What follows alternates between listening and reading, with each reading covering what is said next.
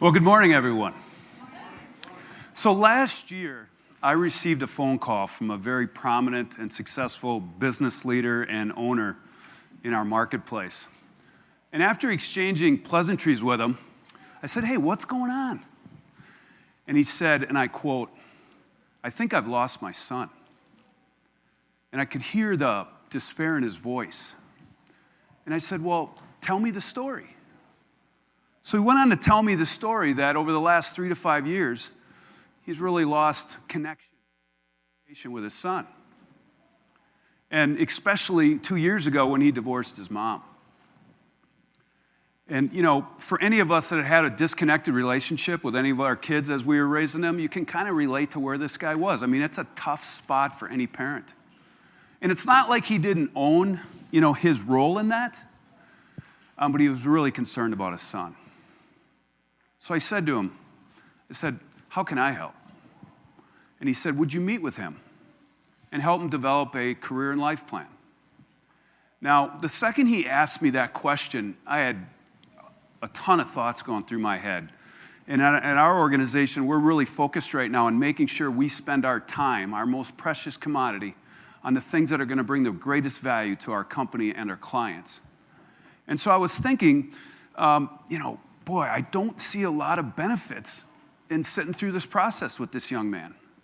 I didn't see a lot of benefit for myself or our organizations. But my 90 intentional driving force kicked in, and I said, "How can I help?" And I said I would do it. So I agreed to meet with his son. So the first day I walk into SM Advisors conference room, and the young man is sitting there, and he's sitting just like this. He's got his elbows on his knees. He's got a baseball cap wrapped around his head, and he's not talking to anybody about anything important. And he had already taken the Trimetrics HD, and he had no copies. He had no graphs. He had no, pad of paper. He didn't even have a pen. The only thing he had was his baseball cap, right? So the first step I took with that young man was to establish our rules of engagement. The first thing I told him was, everything we talk about today is between you and I. Because if we can't trust each other, if we can't build that trust, then I can't help you. The second thing I told him was, everything we talk about is between you and I. And you are going to communicate with your parents, not me. You are an adult. This is your life. This is your career. I would like you to communicate with your parents as you go through this process, but that's totally your call. The third rule of engagement is, I'm here to help you and no one else. Your father engaged me. I'm not here to help him. I'm here to help you. The next rule of engagement is, I can only help you if you are open with me. Tell me the things that happened in the past. Tell me your thoughts about the future. Tell me your frustrations. Tell me everything. And in fact, your level of candor and honesty with me is directly related to how much we can accomplish together. And lastly, I told him at the end of the process, we will hand off this process to your accountability partner. Someone that's going to hold you accountable to the plan. Could be a parent, could be a friend, could be whoever. After going through the rules of engagement, he kind of stood up a little bit more in his chair, and you could tell he's a little bit more engaged.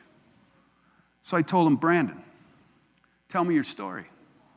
So he started telling me his story, growing up in Wisconsin, kind of a normal upbringing, had 2 older brothers, until his parents started having difficulties, and that's where it really kind of hit the rails for him.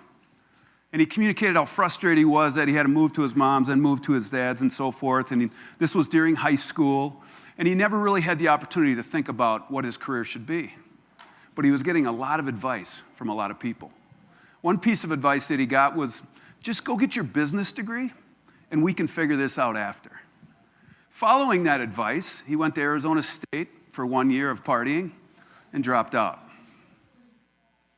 Now, after he told me his story, I told him, I said, "Brandon, I have 2 pieces of very good news for you. The first piece of good news is the fact that 12.7% of the population describes themselves as passionate about their work. Just think about that for a second. Just over 1 in 10 of us describe ourselves as passionate about what we do. So I told Brandon, you are not alone in your desire, in your lack of clarity on where you're at. 87.3% of America's workforce is not working to their full potential because they're not passionate about what they do. I mean, these numbers you could call an epidemic. I mean, these numbers just blew me away. This study came out by Deloitte 2 years ago. And Deloitte has a very reputable reputation on research. Now, the interesting thing about it is that in our work that we all do with leaders and teams and so forth, we come across these people all the time. And they're in all walks of life. It could be a high school student that is trying to figure out their career path. It could be a leader that they're not passionate about what they do because, they got into the business because it's their family company. Their dad was an accountant, so he became an accountant. There's a lot of reasons that people choose careers, but very few of them are having the discussions that they need to have a career that they're passionate about. How many of you know college graduates that have a ton of student loans and are still trying to figure out what they want to be when they grow up? Any person figuring out the second half of their life, Bob Buford has a book called Halftime. The first half of our life is about building our family, building wealth, building a career.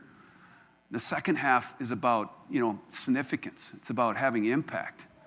And you meet a lot of people that later in their career, they're trying to figure out, that they call it that midlife crisis, right? How can I have more impact on the world? It could be anybody rejoining the workforce.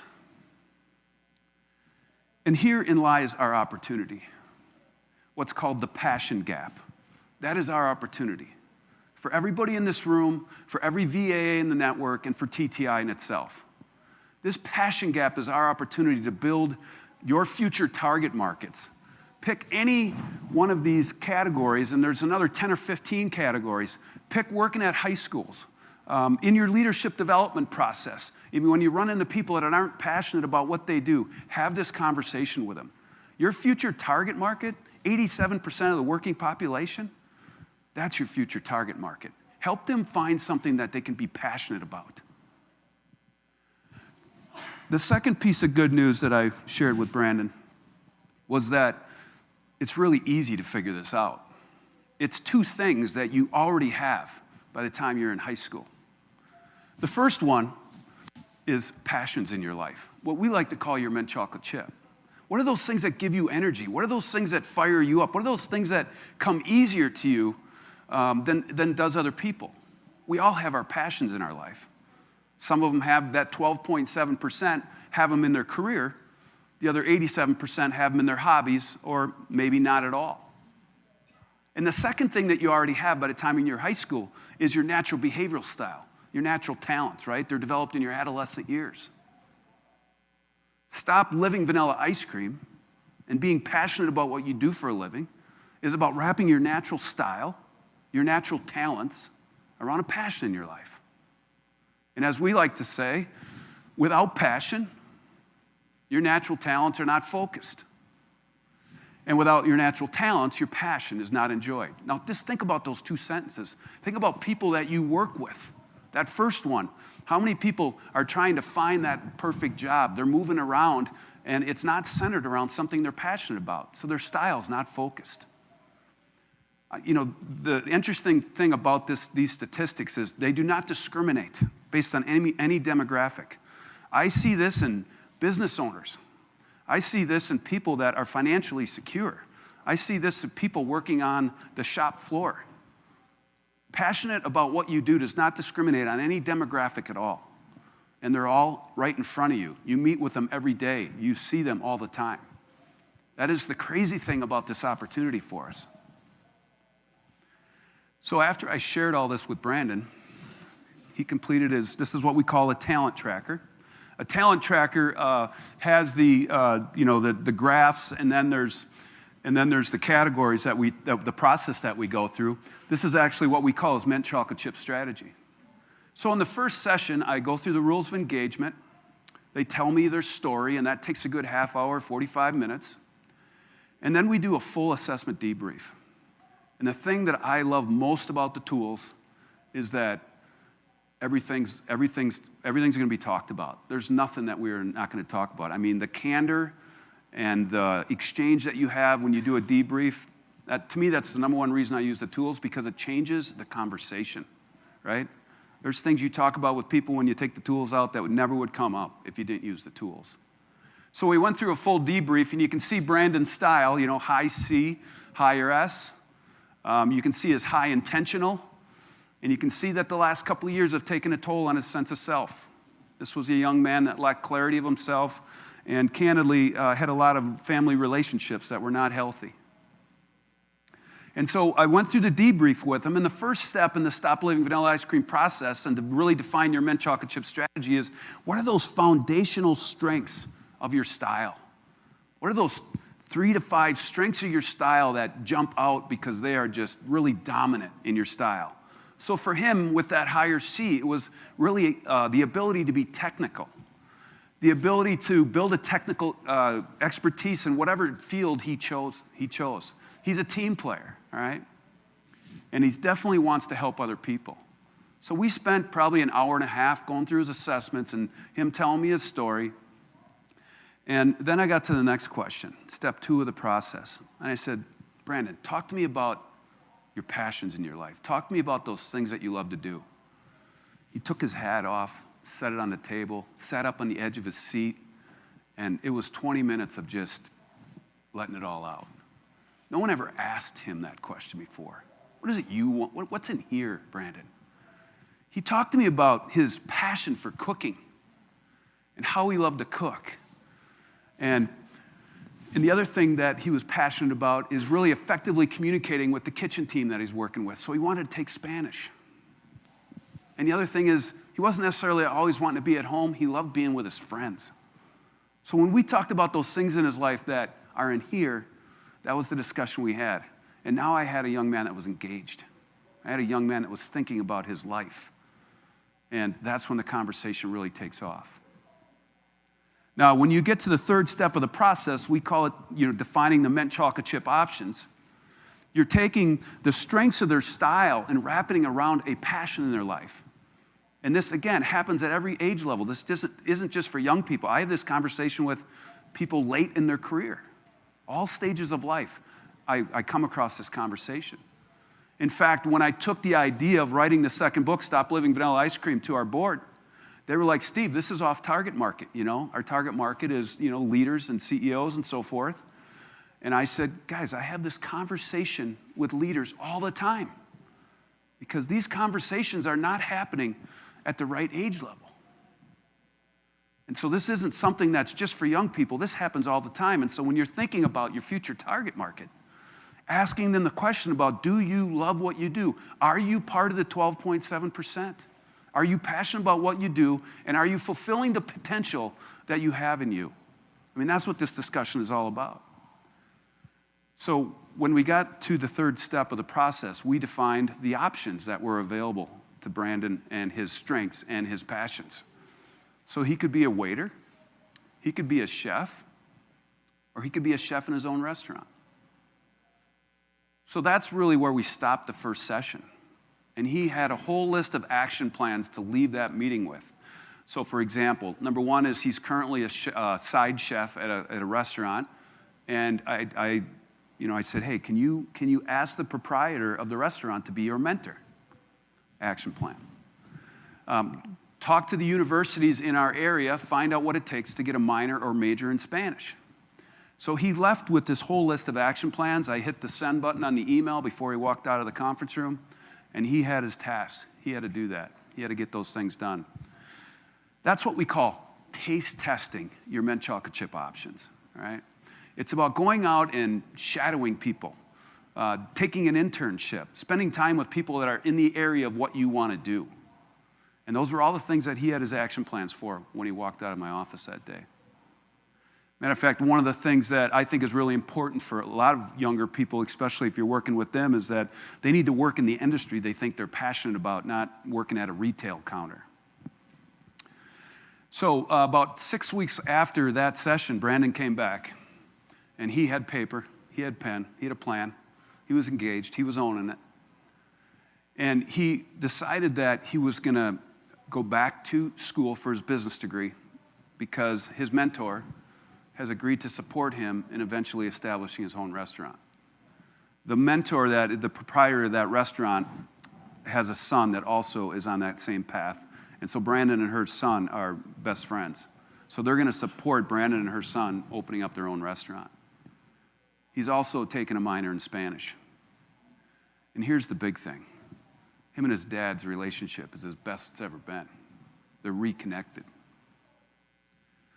So 3 months ago, my wife and I went out for dinner, and we went to the restaurant where Brandon is a side chef. And I asked the waiter, I said, do you think Brandon could come out and say hi to us? And he was like, place is packed, you know. And he said, let me see what I can do. About 10 minutes later, you see the kitchen door swing open, and here comes Brandon. He's got his black chef outfit on, his chef hat. And I saw his clothes, but the one thing I saw was a smile on his face. He was glowing when he walked out to me. And I will never forget this moment. And he sat down and talked to my wife and I, and he told us that, you know, he's back in school. He's being mentored by, you know, his mentor of the proprietor of the restaurant. And, you know, we couldn't shut him up, to be honest with you. It was just it was so cool. And the one thing he gave me when he left was a big hug. Because this young man was lost a year ago, and now he is found. That's the 87%. That is our opportunity. And it's huge, and it's right in front of us, and I never saw it. I never saw it. So on a process that I didn't think was going to bring us a ton of value, didn't think was going to bring me a ton of value, the benefits blew me away. I'm talking blew me away. First of all, changing someone's life. That's one of the coolest things that we get to do every day, is to change people's lives. And that is what they call priceless, right? Every Monday morning I wake up looking to change someone's life now, because that is invaluable. That is incredible, and it's what I seek to do every day. The second thing is about giving back to your community and future generations. Now, one of the target markets here is high school people, high school students. We believe that this discussion needs to start happening when they're sophomores. They should understand their natural behavioral style, their DISC style, when they're sophomores. So we are speaking in schools across our whole state around this whole concept. I spoke to the superintendents of all the high schools on Wednesday at Lambeau Field in Green Bay. And after the meeting, it's like, hey, we want to do this, because they are not provided really good tools to do this type of thing. So if you have a heart for that, I would encourage you to do that. They teach natural sciences, right? They teach physical sciences. They don't teach behavioral science, which is like, I don't get that. I don't get that. We all have our own style. We're all naturally wired by a certain age, but we don't teach them that in high school. So when you share this concept with them, it's like, when can we get started? So the way we do that is we provide them the communicating with insights style, and then we train the counselors free of charge. We provide one session, we bring them all in, and we train them, and we give them the process, and then they buy communicating with insights style assessment. It's the lowest cost disc graph you can get, and they can work with it. They can find the money to do it. Matter of fact, several of the schools go to businesses and say, hey, will you fund our sophomores putting a career plan together? And the businesses are all over that. Enhancing your reputation. I have this metaphor that running a service firm, in this case a strategy and talent consulting firm, is like driving a car. If you get a dent in your car, have a bad engagement, it takes years to get the dent out of your car. Many times you will never get the dent out of your car, especially in a smaller connected community. And so anytime you get the opportunity to enhance the reputation of your firm, you want to take advantage of that. After 19 years, we don't have any dents in our car, and I plan on keeping it that way. Client loyalty. You know, when you're doing all this work with your clients, I don't know if they ask you this, but they ask me. and I offer it as a service to them.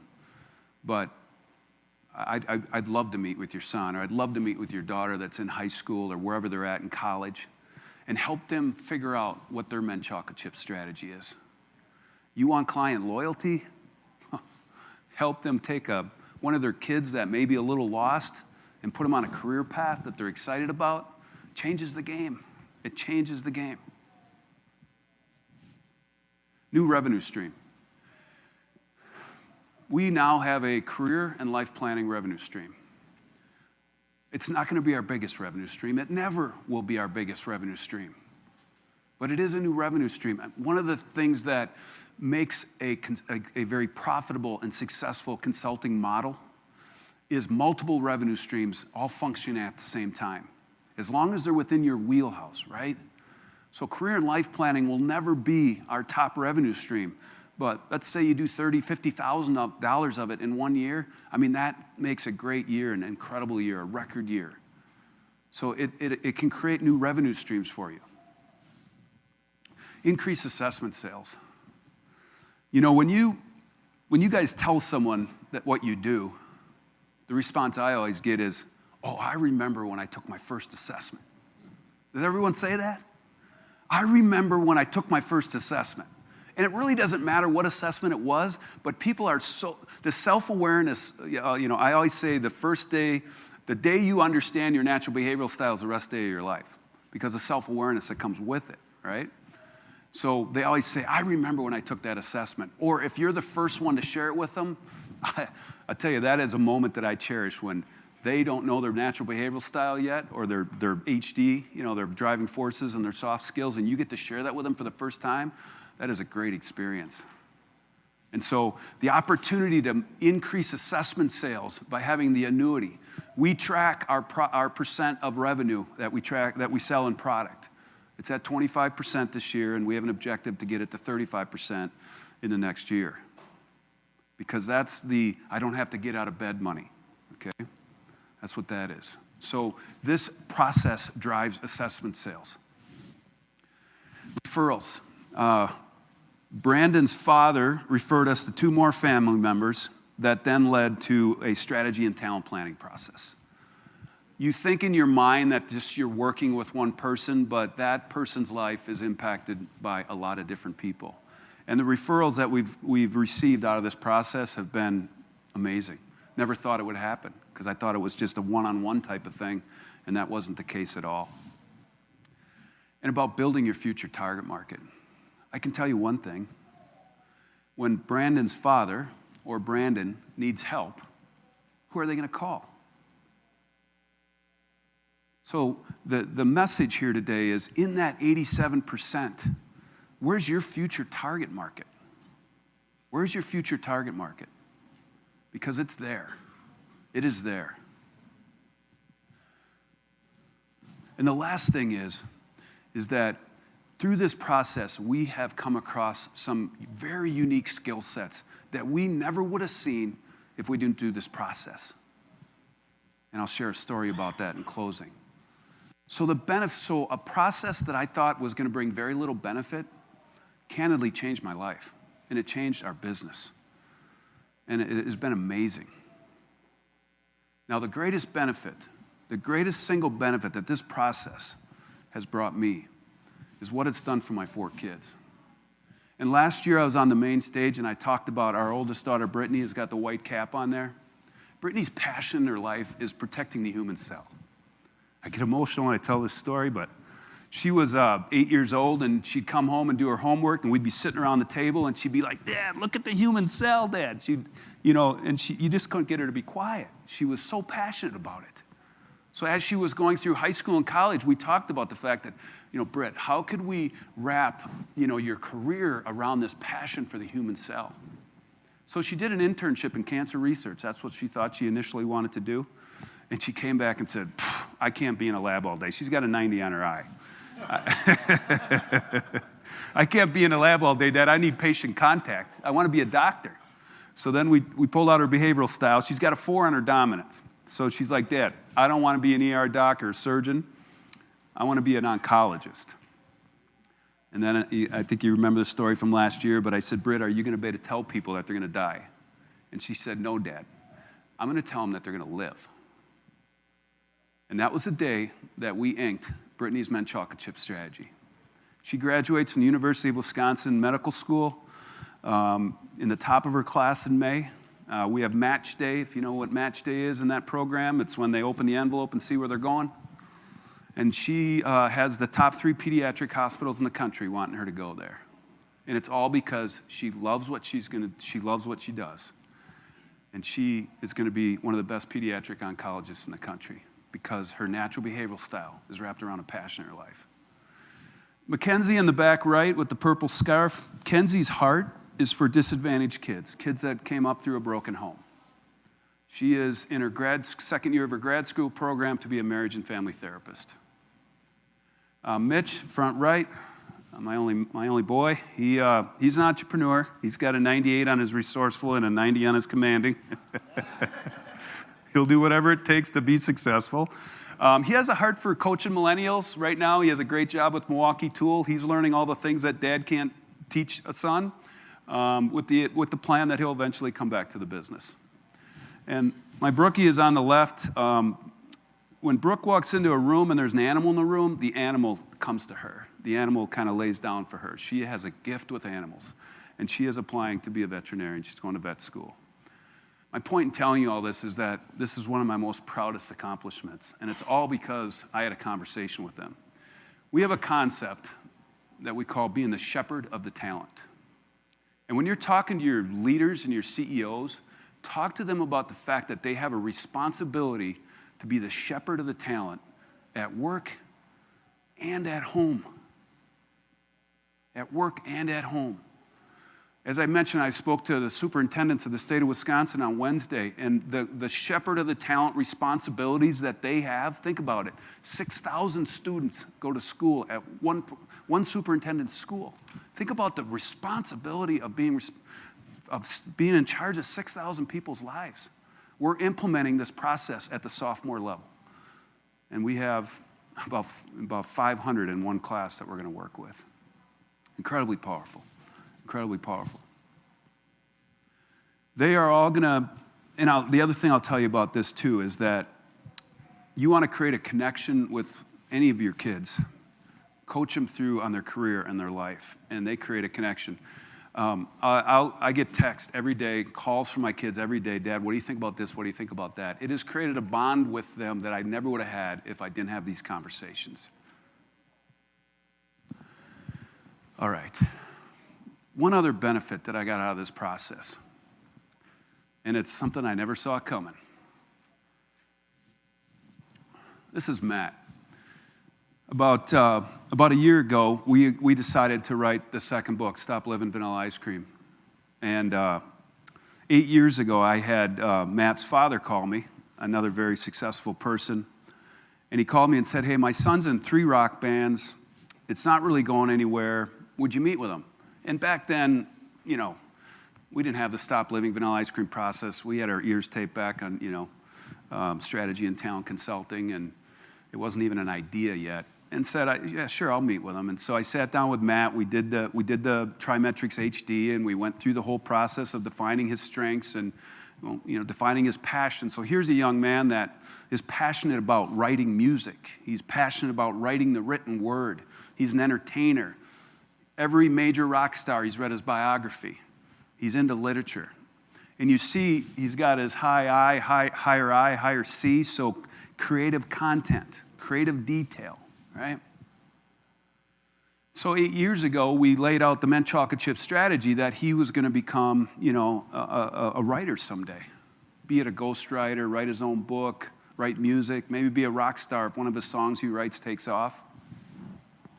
A year ago, I sat down with Matt, and I interviewed 3 or 4 other authors to ghostwrite because I'm an author, not a writer. It's a huge difference. If any of you are thinking about writing a book, that's a clear delineation. I'm an author, not a writer. I create content. I don't write all the word. I edit it all, and at the end of the day, I sign off on it all. But it'd take me 2 hours to write a paragraph. Okay, it's just a struggle for me. My 20C is really not on fire about it either. But So I interviewed several authors. The gentleman that wrote my first book, Stop Selling Vanilla Ice Cream, I interviewed him. I interviewed Matt. I interviewed a couple other people. I took a risk. I took a flyer on Matt. Why did I do that? Because number one, he went through the process. Number two is he's on fire about the concept. He's never written a book before, okay? And number three, his creative abilities, the name of it, there's 8 chapters in the book, and the third one is about your behavioral style, and it's called Own the Cone, right? The cone is the natural behavioral style. I mean, the creativeness that he's brought to our process, and most importantly, he has captured a voice that every age group will be able to connect with. So out of this whole process, I got a writer. You come across skill sets that you never would see that you could use for your business. And so it was really incredible, powerful stuff. So I'm expecting chapter 3 any day now from Matt because he's going on vacation this week, and he's doing an incredible job. The Stop the Vanilla movement, it's all centered around strategy and talent. Stop selling vanilla ice cream is strategy and talent in the business. Stop living vanilla ice cream is strategy and talent in your life. And we are so excited about Stop Living Vanilla Ice Cream because it's going to be a 100-page, very simple book to read, but incredibly impactful. And I'm in negotiations with a publisher right now on it, and they're going to slow the process down. It'll probably be 2019 now, which I found out yesterday I wasn't really excited about, but do it right the first time, and everything will take care of itself. So the question I have for you today is, how are you going to take advantage of this passion gap? The fact that 74.6% of the workforce does not describe themselves as passionate about what they do. How are you going to build your future target market by closing that passion gap? The second thing is that if there's ever an organization or a group of people that can move that needle, it's us. And again, it's not just, we are trying to make sure that the conversation happens in high school, but there's a lot of people that want to have this conversation. And they are coming out of the woodwork now. And once the book comes out, it's just, we're going to have, there's going to be a lot of people wanting coaching on this. Because when I speak, the business owners and the business leaders are like in the Stop Selling Vanilla Ice Cream. But when I talk about Stop Living Vanilla Ice Cream, there's not a person in the room that doesn't have to answer that question of, am I passionate about what I do? And if in fact they've discovered that for themselves, or they're happy with where they're at, they got other people in their lives that are not. And so it resonates with them. So the question I have for you is, how are you going to take advantage of the passion gap? Who's your Brandon? Who's your Matt? Thank you very much.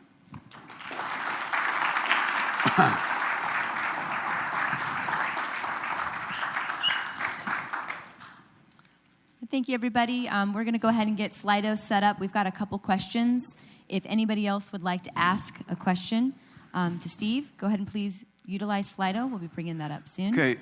One thing I'm going to point out is that the template for this digitally is on stopsellingvanillaicecream.com. So if you want to download it, help yourself to it. We're also building a certified strategy and talent advisor network. So if you have interest in, we're going to put an STA, certified STA, in every major market. If you have interest in that, just talk to me about it. But the power of Stop Selling and Stop Living is what has motivated us to do this. And there's also information on the website about it as well. Stop Selling Vanilla Ice Cream / become an advisor. There's a video there and more information. And so we'd be happy to talk to you about it. All right, man. I'm just going to go ahead and ask this question while we're waiting for Slido to come up. Okay? Steve, to what degree do you account for young adults evolving awareness and personality development with youth who still lack real-world knowledge and may have some challenges in their personalities? Okay, is that question coming up here? Yeah. Yeah.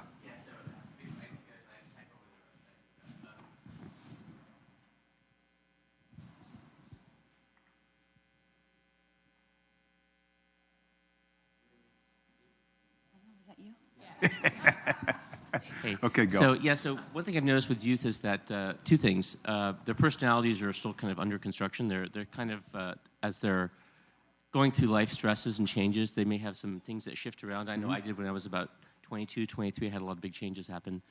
They also don't have a lot of times, a lot of knowledge outside their immediate sphere.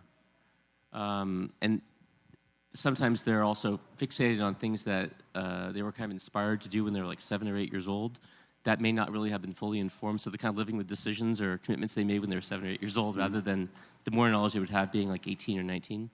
So what have you found as far as like that? You're coaching people right at this time, and I've had a lot of experience in this space as well, but you're coaching people at this time when they're making these big changes, but everything is kind of fluid at that time. So how do you kind of account for that in the work you're doing? Yeah, it's a good question. My response to that is that when you set this thing up, this is a lifelong conversation. It's not a one-time conversation, but the most important thing is to have that first conversation. Start the conversation, right? Correct. So I'm never going to sit here. I'm not going to sit here and tell you that we nail it every time or with somebody, but it starts the process of figuring it out. That's the key. The conversation right now, in my opinion, the conversations are not happening. It's not happening. Our belief and our experience is that freshman year is kind of a goofy year because you're in high school and when I was a freshman they called us pointy headers and you're trying to figure out who you are and all that kind of stuff. And sophomores, when really at that level they start having those conversations. I'll tell you, when you talk to schools about this process, they listen because they are, at least in the state of Wisconsin, they are not happy with the career planning process that they're provided through their school district. They are not happy with it. I'm not sure if that's true across the country, but in this case. Okay, in your approach to working with high school students, what specifically are you doing with each student? Assessments, debrief time, and how are you calculating cost fees for sponsorship? Okay, great question. We view the Stop Living Vanilla Ice Cream process as 2 sessions.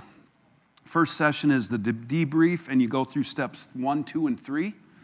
And then there's a second session that is when you start laying out the plan, is how they're going to move forward. And the time frame between session 1 and session 2 depends on how much work they have to do. And it's really something that you would mutually figure out together. And how do we price for it? It depends. But I'll answer the question. If you have a high school student come to you that parents aren't involved, that's a different conversation than if the parents are involved. It's a different conversation if it's one of your clients. We provide this service as compliments to our clients because it just increases the work on the other side. If we were to do a career plan, we would price it out about $2,500 is how we'd price it for those 2 sessions plus the HD. But again, it depends on who they are, where they're at, how much time you're going to have to spend with them. Because ultimately, a lot of times this becomes an ongoing coaching gig as well because they need you around to help them kind of sort through the things when things changes like he brought up. So how long is that? A couple hours, 2 to 3. Because their story, depending on how much they have to tell you, I love listening to people's stories. I mean, how are you using driving forces in student assessments? Not much. We use the HD every chance we can get, but when I'm working one-on-one, it's HD. When I'm working 80 students, 500 students, it's focused just on DISC. You got to keep it simple. You can introduce driving forces down the road, but if you're working with a large group, I would just stick with DISC, and we call it your behavioral style. What do you do when a person's not connected with his or her passions or she doesn't know them? I've been asked this question before, and I've never run into that. There's 20 questions we have listed that when you ask those questions, people just start talking. Oh, you like that? Okay, and then you probe. So everybody has passions. Now, what if he says video games? Okay. That's what my son used to say. Oh, Dad, it's video games. Okay. What, are you going to be a surgeon then? How does that work? Because his hands will be, And so you got to go deeper. What classes did you like in school? What topics come easier to you? What are the things that your friends come to you for? What movies do you like to watch? What TV shows do you like to watch? What do you like to read? It does not take long to help them figure it out. And again, this is just a first snapshot of it, but I've never been in a coaching session in this process where we're not making progress on what they're passionate about. Is there any confusion about your positioning, branding in the marketplace, working with both companies and individuals? Strategy and talent. We do strategy and talent. And from my perspective, and it's all related to the ice cream, vanilla ice cream. So from our perspective, we don't see any brand confusion. Stop selling is with businesses, stop living is with individuals. And so we try to make it as simple as we can. I don't feel there's confusion. Great question. Great question. What are the 20 questions? Give me your card and I'll send them to you, or I'll post them somewhere. I'll send them to Candace. They're in chapter 2 and it's done. So we have the 20 questions. How do you get into high schools? Well, who do you approach? Who do you target? I talk right to the superintendent because they're the shepherd of the talent. So I go right to the top. You could go to a counselor. I've talked to teachers, but I go right to the superintendent because they have the responsibility to make sure people leave high school with a plan. And when you share, and then I have the superintendent take an HD, comp it to them. It'll blow their mind. One of the things that's happened in the state of Wisconsin 5 years ago was called Act 10, but it minimized the unions in the school districts. And school districts now it's all about competitive talent. I mean, teachers can leave now and go to different districts, and it's a talent war right now in the state of Wisconsin on teachers. Do you guys can they move freely, or is it very restricted? I mean, that's something you should know. Restricted? In Wisconsin, it opened up the world because now I have school districts. I had a school district spend $70,000 with us this year.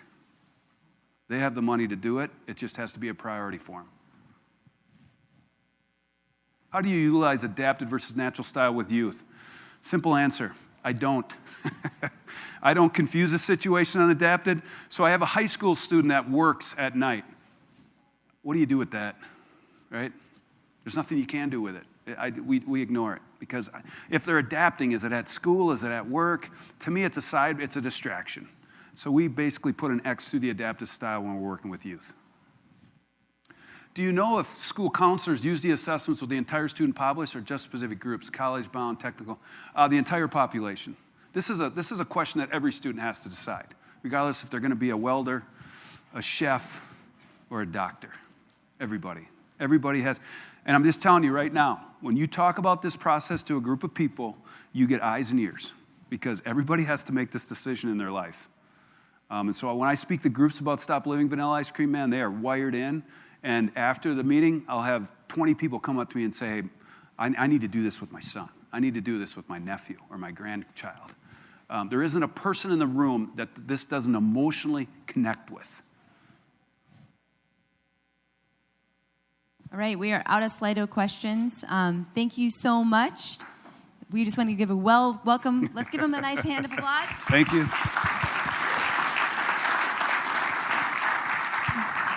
Please do not forget to rate him and rate him high. This is an outstanding session. Let's go change the passion gap, all right? Let's change the passion gap. Thank you, Steve.